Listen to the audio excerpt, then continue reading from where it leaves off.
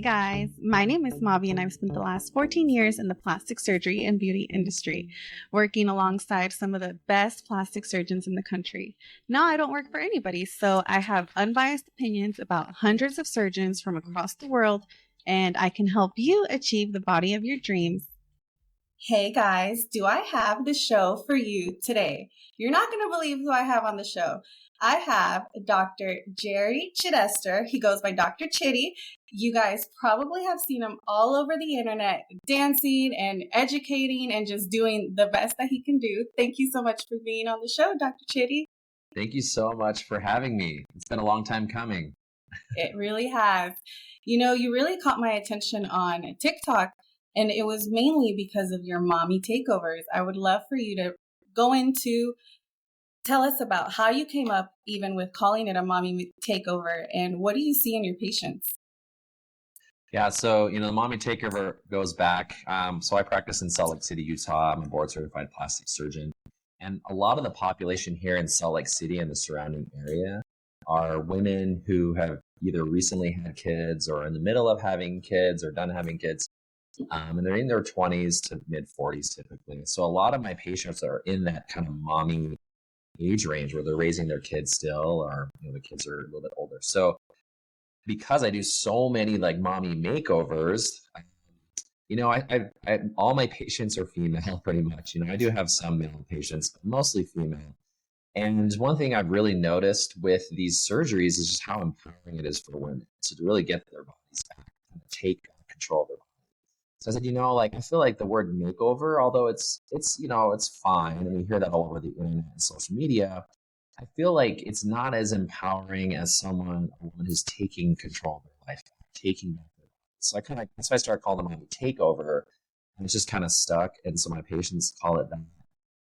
I just love that because, this is something we're able to help women with. They just can't do on their own when you have that loose, stubborn skin, that scarred fat, wide muscle separation. And those are things, no matter what they do in terms of exercise, diet, it's never going to repair itself.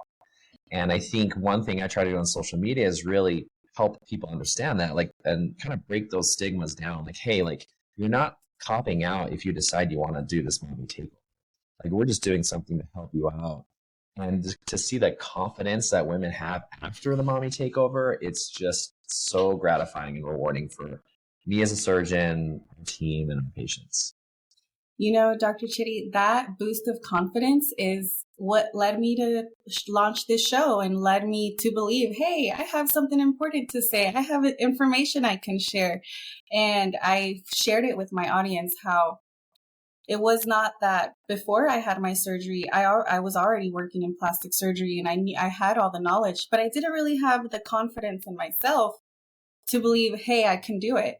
And it was after my surgery and going through the whole process and seeing how much information there was lack of online, it led me to what, I can do it. And I'm so thankful because and I'm sure you have seen the amazing transformations in women's and just how their lives just take off after surgery.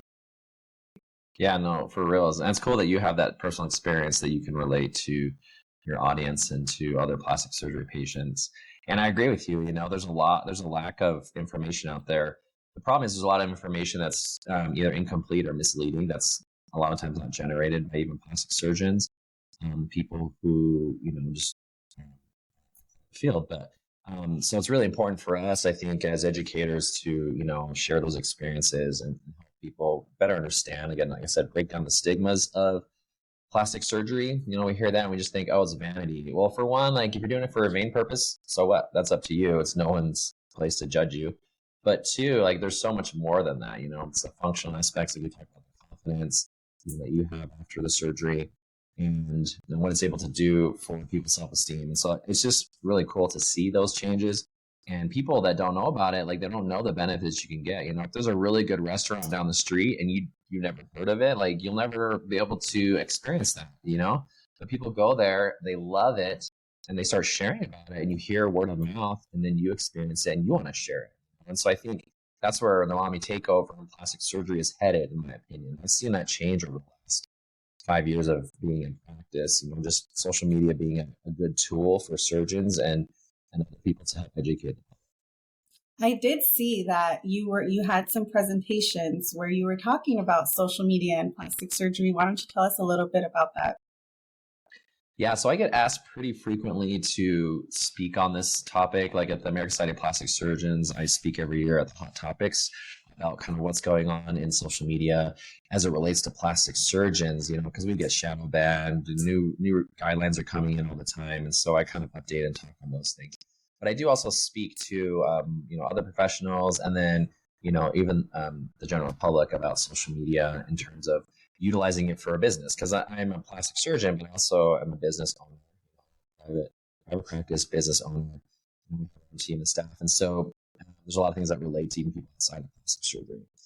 I did receive, ASPS is the Society of Plastic Surgeons. They had their first year, they called it the inaugural year for social media awards. And they've never done this before. But this is the first year they wanted to recognize plastic surgeons in our field that were utilizing social media in ways to help the public and help surgeons. And so I received the overall, overall social media award for best representation of the specialty. So I felt very honored. I didn't know that was happening, but so I had to show up in Austin last second to be there. How cool. Yeah, it's interesting because I started doing this. So I finished my practice or training in California in 2018. And so then I joined a practice here in Salt Lake City in 2018. And that's when I started using social media. And I'd used it in the past, but not for, this, for education. And, in doing that early on, and then when TikTok came around in 2019, when I started using it early on, I got a lot of flack for that. Like people why are you so unprofessional? Why are you dancing? Or why are you, making TikToks? And I got a lot of heat. And, I never did anything that was unethical or just over the top. I was trying to educate, but also be myself and dance. And so it's kind of nice to see this now coming full circle, people acknowledging hey, actually, we realize we need to use this to educate our patients. And it's a really important tool. And, for them to say that. So That's amazing. I had Dr. Miami on the show, and we talked about how when he started using Snapchat, that same year he got a letter from the society saying stop, you're in trouble. And he said I kept going, and the next year they were like, hey, why don't you come talk to the surgeons about using social media? So I think it's interesting how they at first they're like, hey, don't do that, and then they come back around. He is amazing, by the way. What he does is just phenomenal. And I definitely admire his work. And, I don't do Snapchat personally, but I think what he's done has really, I think he's been one of the main pioneers, he came before me, and it's just cool to see how successful he's been, but also building other surgeons. I see that. I think, plastic surgeons, especially maybe the older surgeons, are much more conservative, right? And even if you look back at when the yellow pages, when the yellow pages came out, surgeons were getting on each other for using an ad in the yellow pages, just as simple. And then when billboards became a thing, surgeons would get on each other for doing a billboard, and then websites. So it's just anything new that comes out, surgeons are just so hesitant and feel threatened. In my mind, I have a different mentality than some people. Some people think, look, there's one pie. And if I have a piece of pie and you take a piece of pie, we're going to run out of pie. And so I think that's where people get so territorial. And, I'm kind of the opposite. It's you know what, in my mind, there's a lot of pie, first off. There's more pie than you can ever eat. And two, some people don't like pie, I like pie, but some people like cake. I love chocolate cake, right? Or some people love cheesecake, or some people love, eclairs. And so in my mind, different surgeons are different types of desserts, and not every person out there wants to come and have my pie. They may want Dr. Miami's cake, right? Or, so-and-so's eclair. But so I think if we have that mentality, we're not going to look at each other like competition. We should be building each other up. And so that's kind of where I've tried to go with social media and push that kind of more positive narrative.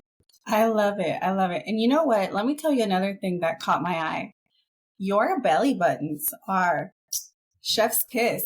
Why don't you tell us a little bit about how do you decide what the belly button's going to look like?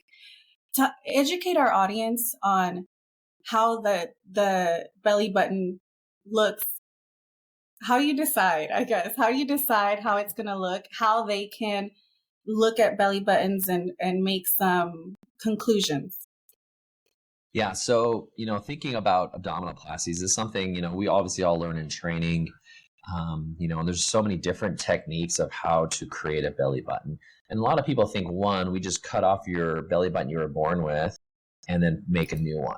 And we do that sometimes. Like I did that yesterday, actually. But for the most part, we're actually saving your belly button stock. We cut around it, we pull the skin down, and then reshape the belly button.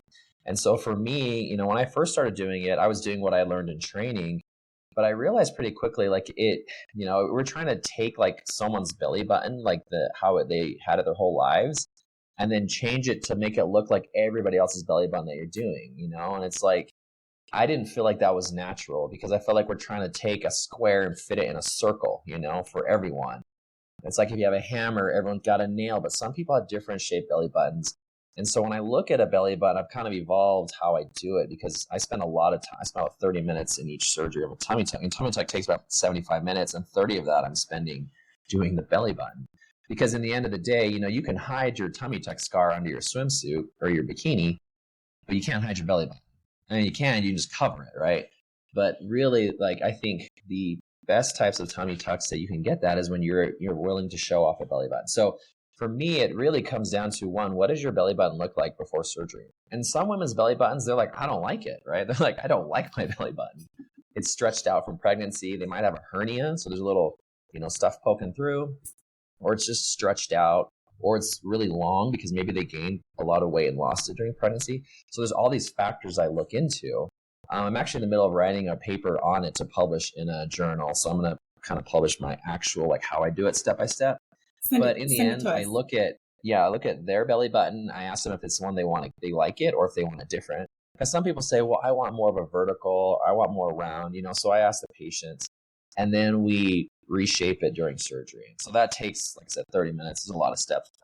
But I really think spending the time to do that, my patients will feel like, they've done something that really helps them look like they did before they had kids. Absolutely. And those belly buttons, that's probably the number one thing I hear from women who are considering a tummy tuck.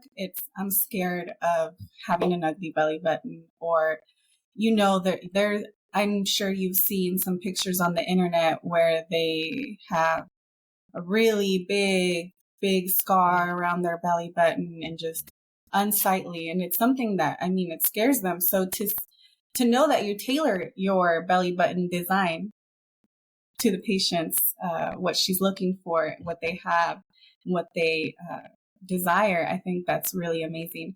I would love for you to tell us a little bit about your build out.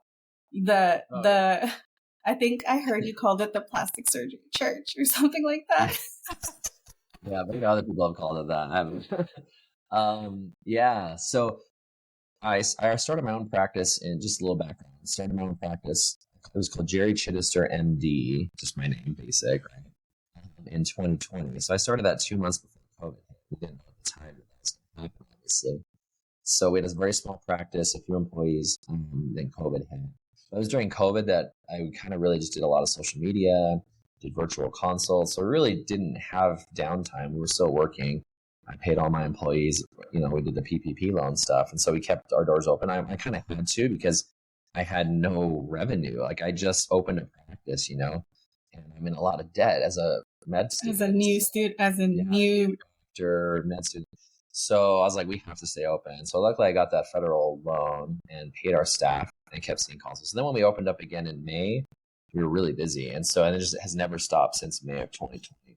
So early on, though, in my practice, after having been with a different practice for the first year and a half, one thing I told myself was, I want to own the space that I will retire in. I wanted to invest in that building and that space early on. So we got really busy early on, and I just took every single thing that we made and I saved it. And then I was looking for a location, and one of my friends from high school works for a project management company. And I said, hey man, can we find like a plot of land that we could do a building? And he said, yeah, I have a couple for you. And so he took us up to this point of the mountain over here in South Salt Lake. It's called Draper. And he took us up to this land. He said, hey, we're thinking of doing a pretty big building here with a couple other guys. And I said, I looked at, the view and I said, I have to be here. Like, this is where I have to be. And so we, all that money we had saved, we put towards the building. Luckily we had that. And then, so it's been a 3-year process. I mean, going through commercial building and real estate is just a whole different beast. And, I would say plastic surgery for me is a lot easier than doing business stuff. But yeah, so we've been building this. It's a pretty big building, but again, we share it with a couple of partners. So we occupy about 40,000 square feet. So the lowest level is a 5 OR ASC, so ambulatory surgery center. We'll have overnight stay. So for a lot of our out of state patients out of town, we'll have them stay with a nurse overnight. It's not common in Utah to have recovery centers like that. So we'd be one of the first ones for plastics to do that in Utah, at least. And then the main level, the second level, is our spa and clinics, another 20,000 square feet. So we're doing that because I really have this kind of vision and dream. And, I have 2 partners now that work with me. So there's 3 plastic surgeons since we started. We really want to grow this and become just a center of excellence in Salt Lake City and in the West, in the U.S., where we're a place where people can come and say, hey, I want to come learn with you guys. We want to share ideas, we want to operate together, do trainings, do injection trainings, aesthetics trainings, and do all these things to really just be like a center of learning. Absolutely. I love that. That's wonderful. And I know you have a secret weapon. Her name's Mindy, right? Why don't you tell me a little bit about Mindy and how has this transformation with both of y'all going through this journey of moving, starting the business, starting another business, deciding to start a building. I'm sure it was amazing. Yeah. So Mindy's my boss, first off, and she's my wife. And so we've worked together. We've known each other since high school, since we were 17. We got married when we were 22 when I was in college. She went to hair school. And so she, pretty much supported our family all the way through residency because I just didn't have much of an income for 8+ years. Or, 8 years. And so we were just, she's always been by my side and always supportive. We have 3 kids together. And, as we were in our first practice, under another surgeon, she was still doing my bookkeeping because she did that with her parents when she was younger. So she knew how to do accounting and bookkeeping. So she did that for me. And then when we left that place, it was scary. For me to start a business, I had no idea what I was doing. She didn't either, but we figured it out, and the good thing is that she's just always been so supportive. She's always been my number one fan. And the coolest thing is watching her grow over the last 5 years, in her capacity. I mean, she is a boss. She runs that place. I mean, she has all the relationships with all these companies and they love her. All the staff, we have over 40 employees now. They respect her, look up to her, and she gets things done. And quite honestly, even though she's my wife, it's not always she's on my side. She's on the biz side of the business. When we come home, yeah, we're obviously on each other's side. But sometimes, I have an idea and she's like, that doesn't make sense, but I appreciate that because I need that honest feedback, And so I think she's helped us build a really good culture in our business and in our team, and patients see that and our staff appreciate that. And she's very protective of that culture and she gets it. That's beautiful. We know as somebody who worked in a plastic surgery office and hearing from the patients, we know how important it is to have really good staff, to have happy staff who's happy to be there, who's happy to be seeing patients, who's happy to answer the phone. We know how important all of that really is in the grand scheme of things when somebody's calling your office. We can tell. Usually I can call an office and I can tell how that experience is going to be just by that interaction with the front desk. If they're miserable and they don't really sound that happy, I wonder what's going on over there. For sure. Yeah, one thing I learned about business, and I've talked about this a lot on different podcasts, even plastic surgery podcasts like business and stuff, is that, business culture is so important. Establishing, foundations for your business that people all understand and can work with, because it's, you bring someone in who has a totally different culture than you, or not personality, but culture, it's not going to mesh well. And it's hard to, again, fit a square peg into a round hole. and there's going to be tension there. It's not going to work, and that will come out eventually. And so we're very like who we hire, if we have to fire, all those decisions are made based on culture. And, our HR person, she just knows our culture. Obviously, Mindy knows it, and our staff knows it. But because of that culture, like I said, it's very reflective of us and our personalities, and our patients see that. Appreciate it. They do. So I've actually had a few patients who have gone through who had surgery with you and gone through your care, and I've loved how you've taken care of them.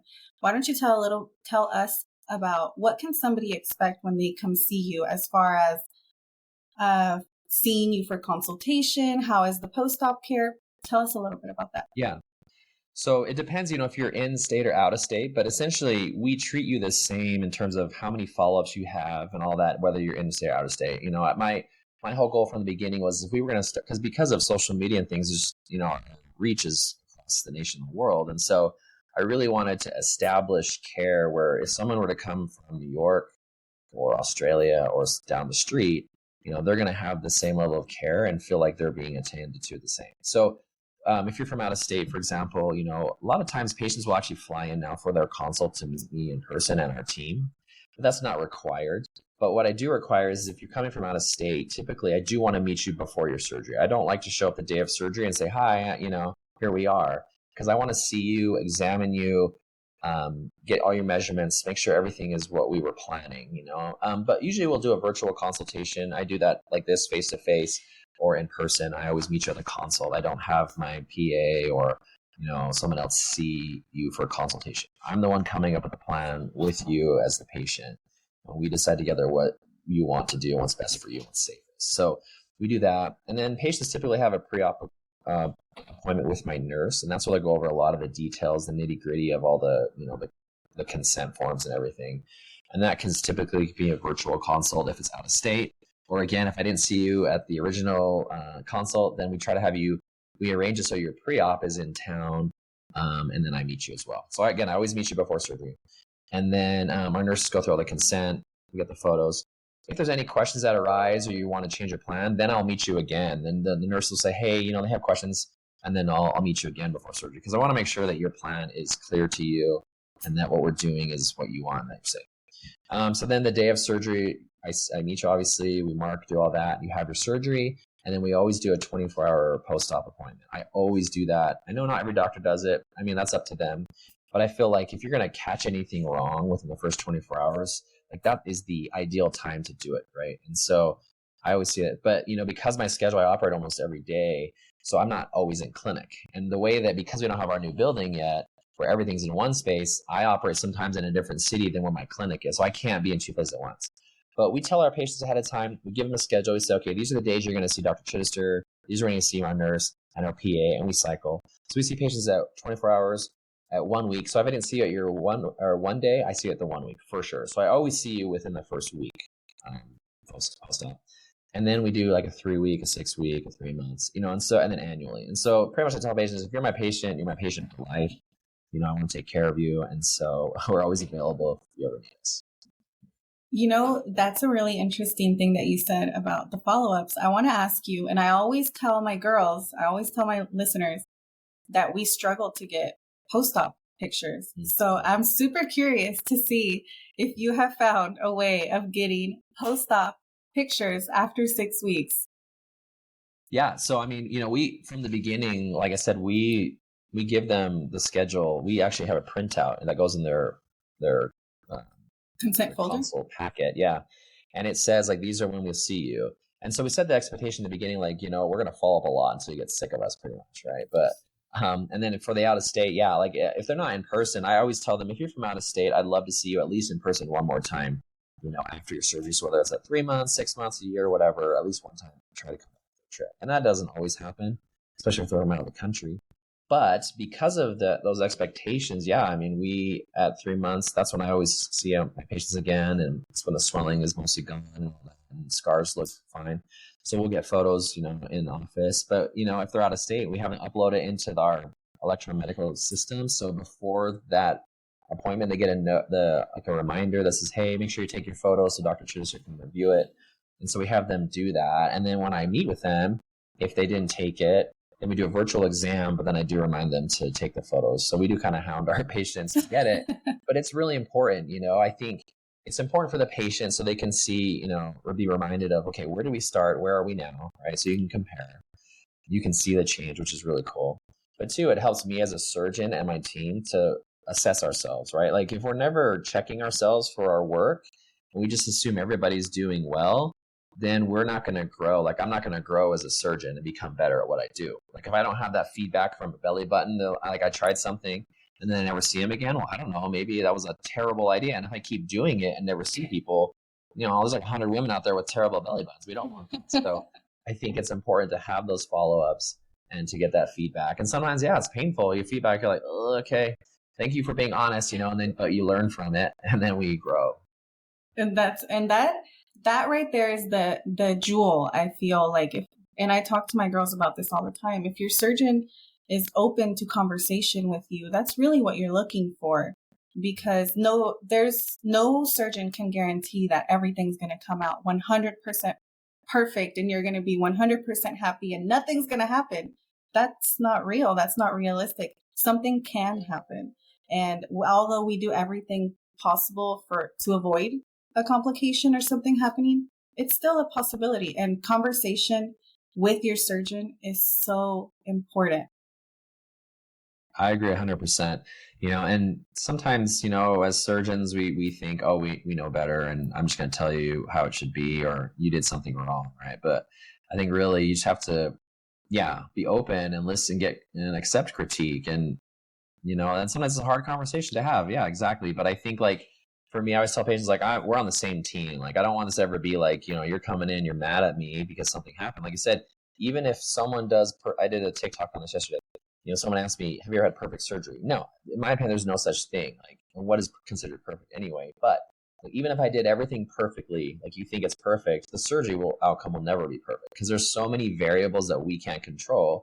You don't live in like an isolated box. Like you have to live life and your body's going to heal itself. And sometimes people heal differently. But I think, as long as we're on the same team and my patients understand that, like they can feel comfortable approaching me or my other staff. And my staff feels comfortable. Again, this comes down to culture.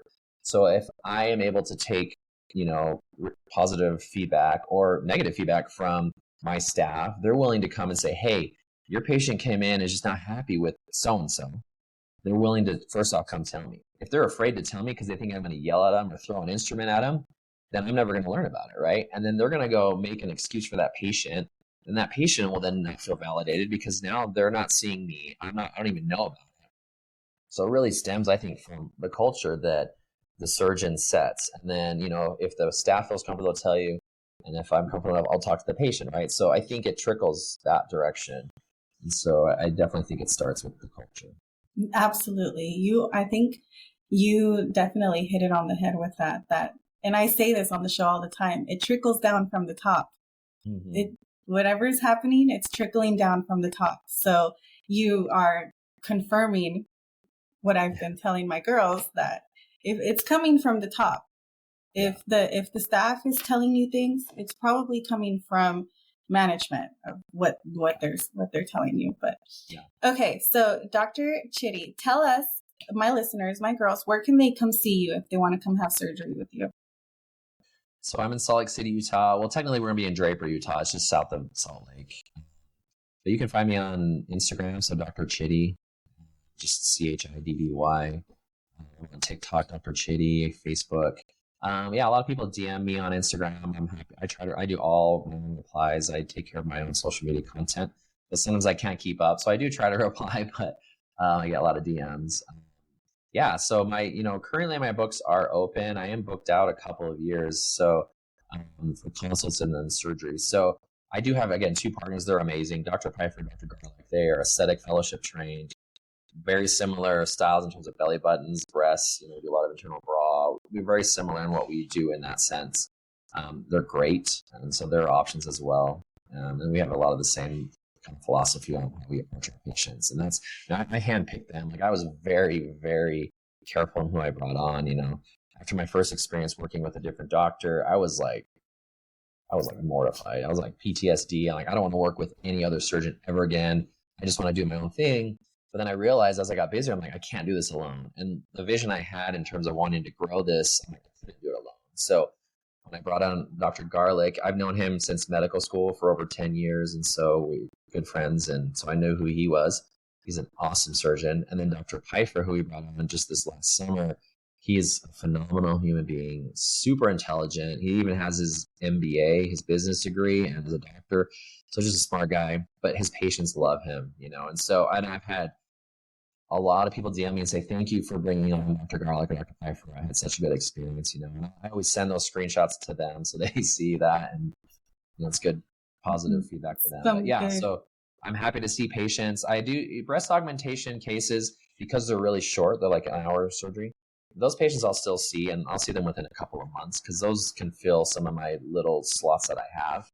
But like for the mommy takeovers, I'm booked out so far on those, it's just hard to get people in right away, but we try. Well, I've heard really great things about Dr. Garlic, actually. Really great things from his patients, and actually Dr. Pfeiffer.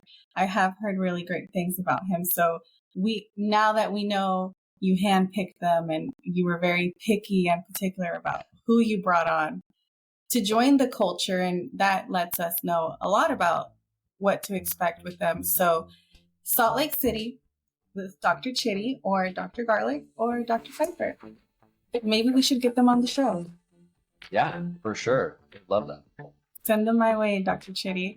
Thank you so much for being on the show. I really appreciate it. And if to my girls who are listening, if you want to go see Dr. Chiddy, go see him in Salt Lake City, or you can go check him out on TikTok.